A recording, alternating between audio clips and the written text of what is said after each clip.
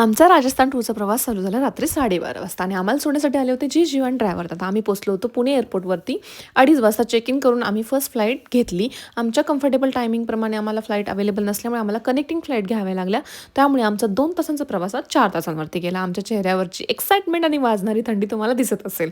त्यानंतर आम्ही होतो इंडियामधील क्लिनेस्ट सिटीमध्ये इंदोरमध्ये. त्यानंतर आम्हाला एक छोटंसं पिल्लू फ्लाईट होतं जे की आम्हाला उदयपूरमध्ये घेऊन जाणार होतं आणि तुम्ही माझी नौटंकी बघू शकताय. त्यानंतर आम्ही पोहोचलो उदयपूरमध्ये आणि थंडी इतकी वाजत होती की बाहेर कुठे चहा घेण्याच्या आधी विचार केला की इथला स्पेशल कुल्हडवाला चहा प्यावा.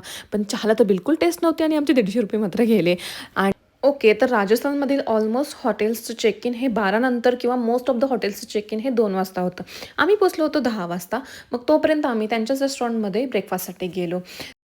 तिथे गेल्यानंतर लेक व्ह्यू, वाजणारी थंडी आणि 2 छोट्याशा क्यूट खारुताईंचा खेळ मी एन्जॉय करत होते.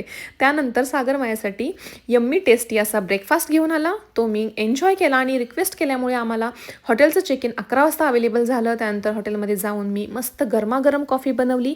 कॉफी पीत मी हॉटेलचा व्ह्यू एन्जॉय केला आणि त्यानंतर आम्ही दोघांनी 2 तासांची झोप घेतली कारण आमची झोप बिलकुल पूर्ण झालेली नव्हती.